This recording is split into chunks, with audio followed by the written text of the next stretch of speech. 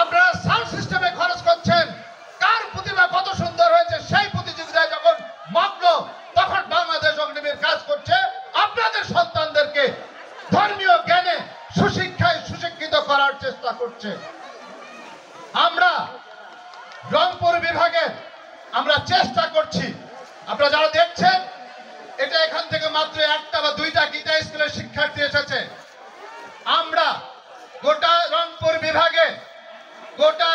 বিভাগে প্রায় আমরা 200-র কাছাকাছি গীতা স্কুল পরিচালনা করছি।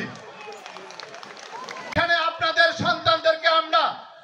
ধর্মীয় শিক্ষায় শিক্ষিত করার পাশাপাশি কি করে আত্মরক্ষা করতে হয়, কি করে সনাতন ধর্মকে কেউ যদি কটূক্তি করে, কেউ যদি বিদ্রুপ করে, কেউ যদি উপহাস করে, কেউ যদি অবহেলা করে, সেটির উত্তর আমরা যথাযথভাবে যথাসময়ে দিতে সর্বদা প্রস্তুত থাকি। আমাদের জ্ঞানের ভান্ডার, আমরা যেভাবে শাস্ত্র চর্চা করি, আমরা যেভাবে